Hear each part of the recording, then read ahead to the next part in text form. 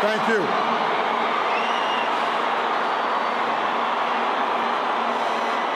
Thank you so much.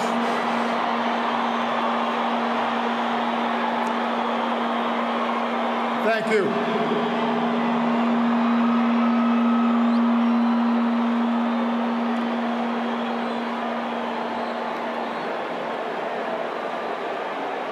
To Graça Machel and the Mandela family, to President Zuma and members of the government, to heads of states and government, past and present, distinguished guests, it is a singular honor to be with you today, to celebrate a life like no other. To the people of South Africa,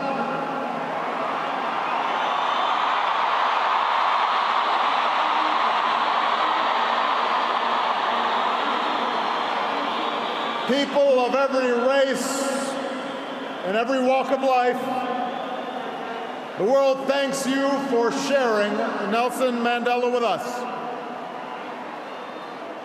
His struggle was your struggle. His triumph was your triumph. Your dignity and your hope found expression in his life, and your freedom, your democracy, is his cherished legacy. It is hard to eulogize any man, to capture in words not just the facts and the dates that make a life, but the essential truth of a person, their private joys and sorrows, the quiet moments and unique qualities that illuminate someone's soul. How much harder to do so for a giant of history who moved a nation toward justice and in the process moved billions around the world. Born during World War I, far from the corridors of power, a boy raised herding cattle and tutored by the elders of his Thembu tribe, Madiba would emerge as the last great liberator of the 20th century. Like Gandhi, he would lead a resistance movement, a movement that at its start had little prospect for success. Like Dr. King, he would give potent voice to the claims of the oppressed and the moral necessity of racial justice. He would endure a brutal imprisonment that began in the time of Kennedy and Khrushchev and reached the final days of the Cold War. Emerging from prison without the force of arms, he would, like Abraham Lincoln, hold his country together when it threatened to break apart. And like America's founding fathers, he would erect a constitutional order to preserve freedom for future generations, a commitment to democracy and rule of law, ratified not only by his election, but by his willingness to step down from power after only one term.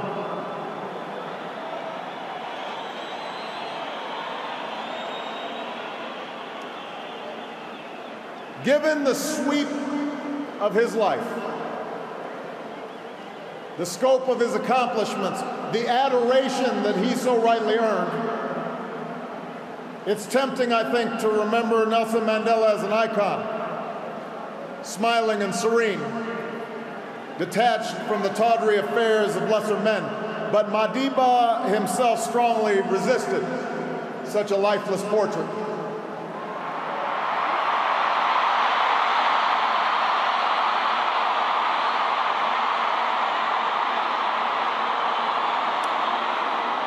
Instead, Madiba insisted on sharing with us his doubts and his fears, his miscalculations, along with his victories. I am not a saint, he said, unless you think of a saint as a sinner who keeps on trying. And it was precisely because he could admit to imperfection, because he could be so full of good humor, even mischief, despite the heavy burdens that he carried, that we loved him so. He was not a bust made of marble. He was a man of flesh and blood, a son and a husband, a father and a friend. And that's why we learn so much from him, and that's why we can learn from him still. For nothing he achieved was inevitable. In the arc of his life, we see a man who earned his place in history through struggle and shrewdness and persistence and faith. He tells us what is possible, not just in the pages of history books, but in our own lives as well. Mandela showed us the power of action, of taking risks on behalf of our ideals. Perhaps Mandela was right that he inherited a proud rebelliousness, a stubborn sense of fairness from his father. And we know he shared with millions of black and colored South Africans the anger born of 1,000 slights, 1,000 indignities, 1,000 unremembered moments, a desire to fight the system that imprisoned my people, he said. But like other early giants of the ANC, the Sisulus and the Tambos,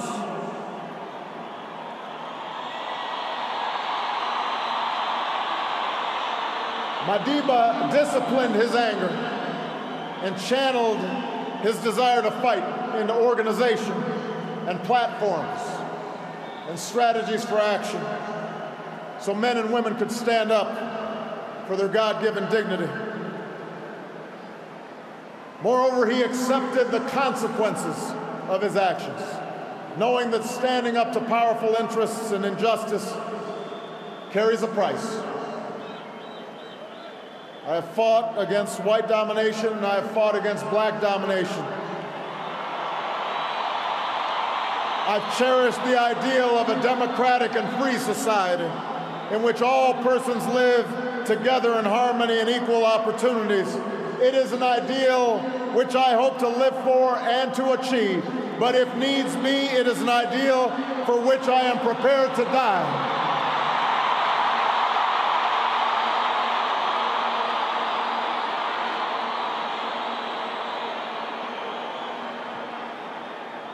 Mandela taught us the power of action, but he also taught us the power of ideas, the importance of reason and arguments, the need to study not only those who you agree with, but also those who you don't agree with. He understood that ideas cannot be contained by prison walls or extinguished by a sniper's bullet. He turned his trial into an indictment of apartheid because of his eloquence and his passion, but also because of his training as an advocate.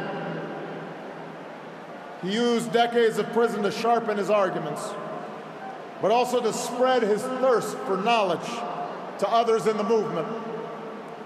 And he learned the language and the customs of his oppressors so that one day he might better convey to them how their own freedom depends upon his.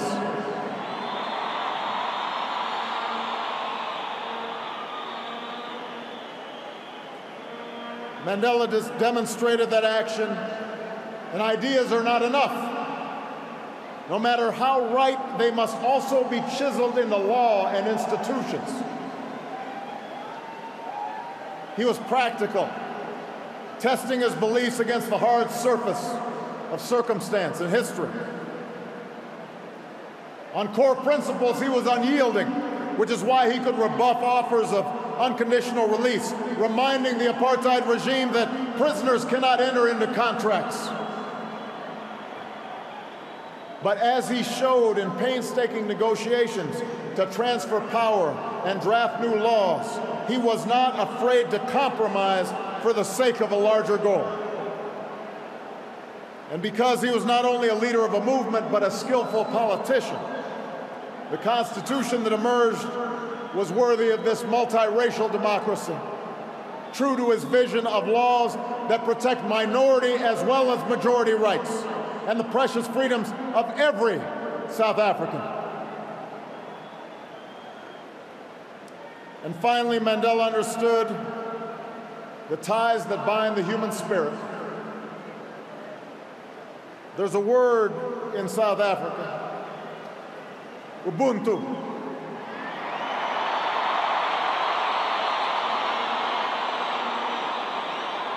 A word that captures Mandela's greatest gift. His recognition that we are all bound together in ways that are invisible to the eye, that there's a oneness to humanity, that we achieve ourselves by sharing ourselves with others and caring for those around us. We can never know how much of this sense was innate in him or how much was shaped in a dark and solitary cell. But we remember the gestures, large and small, introducing his jailers as honored guests at his inauguration, taking a pitch in a Springbok uniform, turning his family's heartbreak into a call to confront HIV/AIDS, that revealed the depths of his empathy and his understanding.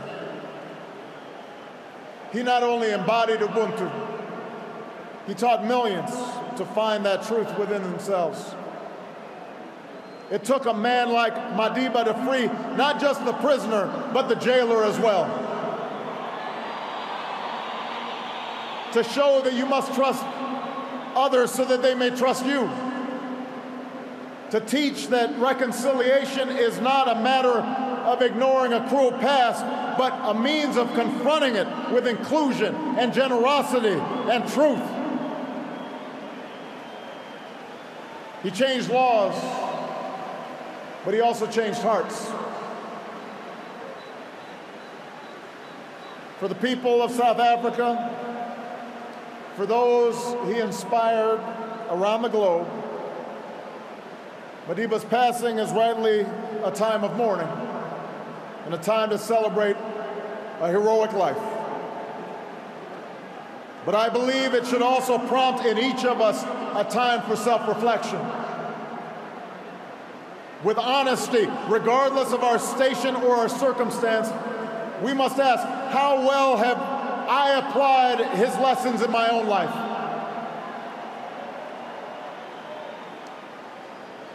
It's a question I ask myself as a man and as a president. We know that, like South Africa, the United States had to overcome centuries of racial subjugation. As was true here, it took sacrifice, the sacrifices of countless people, known and unknown, to see the dawn of a new day. Michelle and I are beneficiaries of that struggle.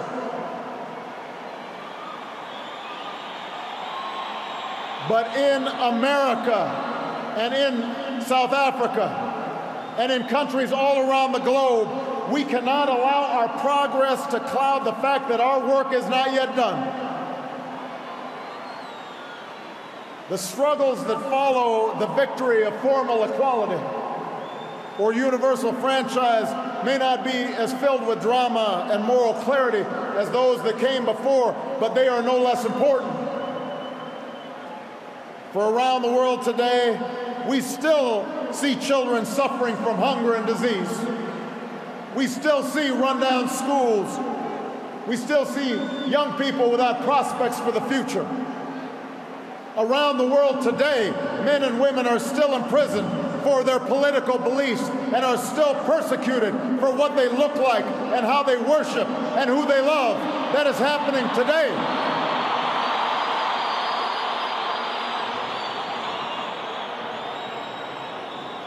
And so we too must act on behalf of justice.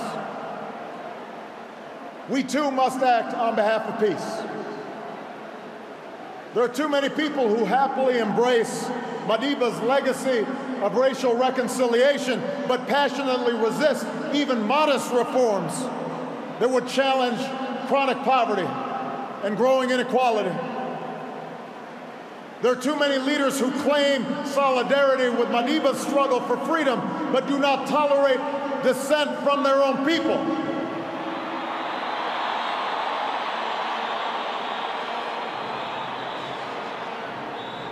And there are too many of us on the sidelines, comfortable in complacency or cynicism, when our voices must be heard. The questions we face today, how to promote equality and justice, how to uphold freedom and human rights, how to end conflict and sectarian war, these things do not have easy answers. But there were no easy answers in front of that child born in World War I. Nelson Mandela reminds us that it always seems impossible until it is done. South Africa shows that is true. South Africa shows we can change, that we can choose a world defined not by our differences, but by our common hopes. We can choose a world defined not by conflict, but by peace and justice and opportunity.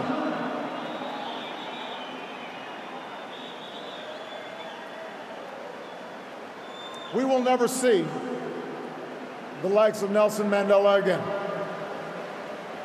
But let me say to the young people of Africa and the young people around the world, you too can make his life work your own.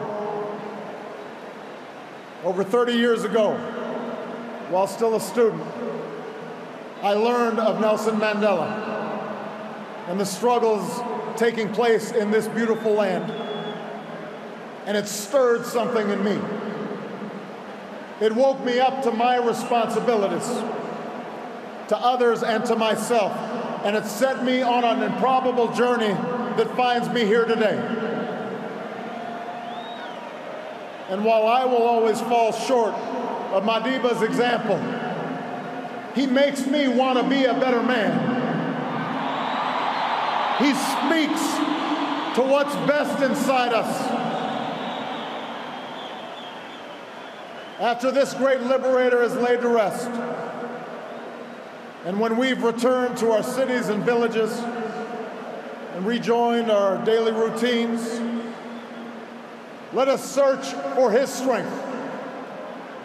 Let us search for his largeness of spirit somewhere inside of ourselves. And when the night grows dark, when injustice weighs heavy on our hearts, when our best laid plans seem beyond our reach, let us think of Madiba and the words that brought him comfort within the four walls of his cell. It matters not how straight the gate, how charged the punishment, the scroll. I am the master of my fate. I am the captain of my soul. What a magnificent soul it was. We will miss him deeply. May God bless the memory of Nelson Mandela. May God bless the people of South Africa.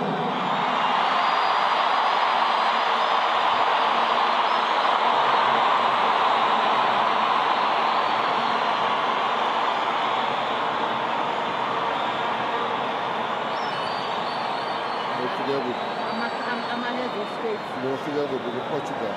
I just did one page, so you do the next.